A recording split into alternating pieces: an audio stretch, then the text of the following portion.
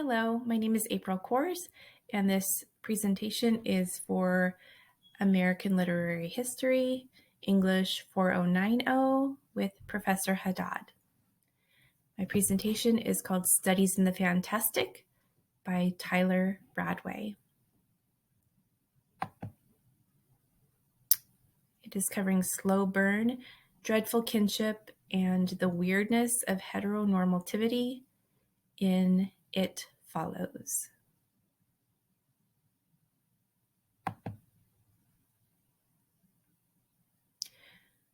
After carefree teenager Jay, who is played by Micah Monroe, sleeps with her new boyfriend, Hugh, who is played by Jake Weary, for the first time, she learns that she is the latest recipient of a fatal curse that is passed from victim to victim via sexual intercourse. Death, Jay learns, will creep inexorably toward her as either a friend or a stranger. Jay's friends don't believe her seemingly paranoid ravings until they too begin to see the phantom assassins and band together to help her flee or defend herself.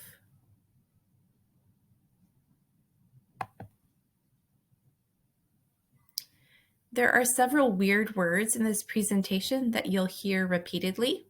So let's start with kinship, which means blood relationship. This ride is about to get a little bumpy, so secure your soda and popcorn now. What exactly are the weird and the eerie? In his new book, Mark Fisher argues that some of the most haunting and anomalous fiction of the 20th century belongs to these two modes. The weird and the eerie are closely related but distinct modes, each of them possessing its own distinct properties.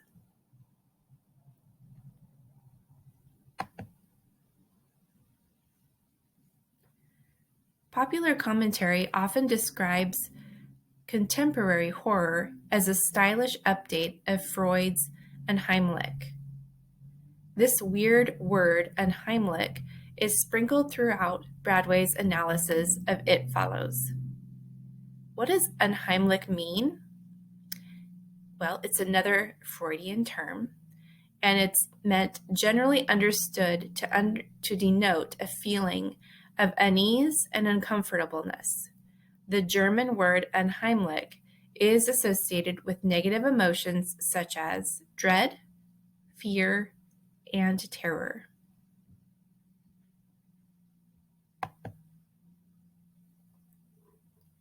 Before we dive in, let's get the dirty on this guy, Oedipus. While we are not focusing on the tale of Oedipus specifically, we do need to understand its origins in order to decode dreadful kinship. Oedipus is a cautionary tale in Greek mythology. Long story short, there was a prophecy that Oedipus would grow up to kill his father, a king, and marry his mother, a queen. His parents consequently tried to remove their son from their lives by giving him away, assuming that their paths would never cross again. Fast forward, and Oedipus grows up to unknowingly kill his own father during battle, and of course, unknowingly fall in love with and marry his own mother. They have at least one child before realizing their relationship is incestuous. The Oedipus complex became a Freudian term given to a young child that has strong, borderline sexual feelings for their parent of the opposite sex. I'll give you a minute to process that.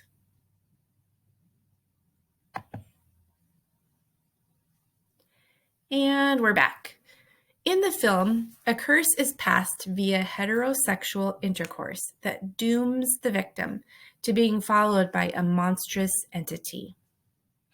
It is only visible to those who have been cursed, and its bodily form changes with each glimpse. In a clever nod to the plot in Oedipus, it often chooses to appear as a parent, specifically the parent whose gender differs from the victim's. If the entity reaches its victim, it kills them through violent sex that deforms their body. Then the entity turns back to pursue the previously cursed person, and so on, endlessly, in a linear sequence. There is no escape. Here we have another weird word.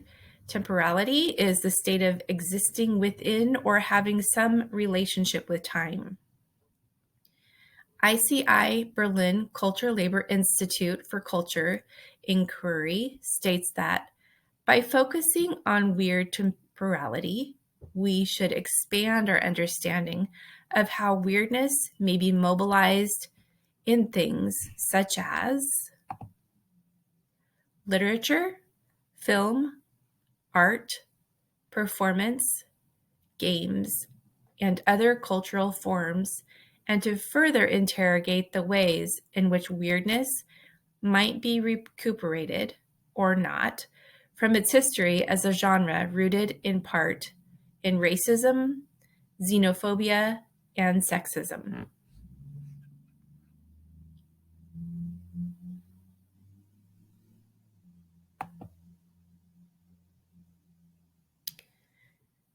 This topic was a very uncomfortable one for me to discuss because you might be able to tell that I don't like spooky things at all, so much so that I don't decorate my house for Halloween, but rather just for fall.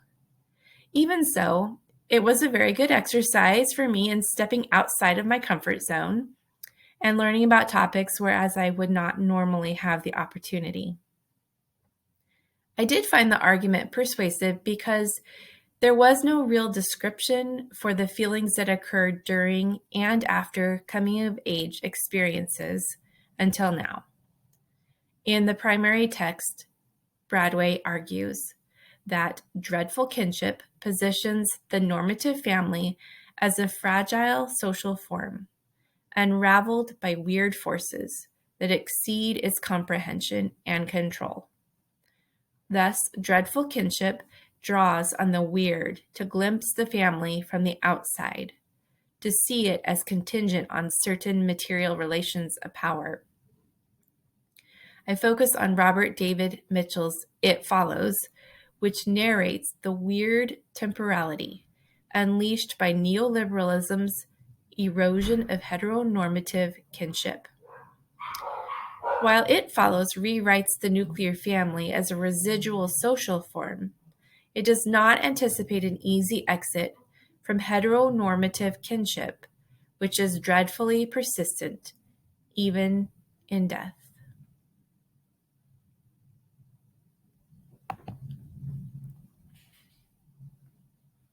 Question number 1.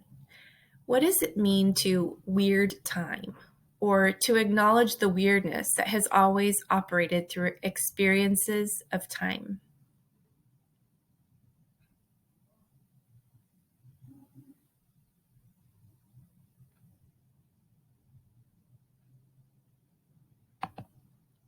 Question number 2.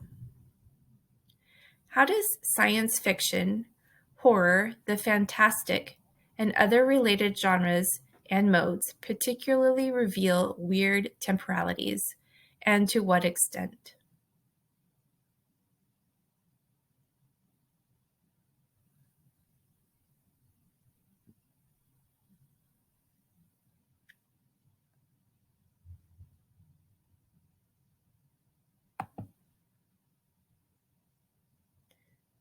Rotten Tomatoes has provided a good review for this movie. They said it was smart, original, and above all, terrifying. It Follows is the rare modern horror film that works on multiple levels and leaves a lingering sting. Emily St. James tells us that this is a movie that you need to see right now.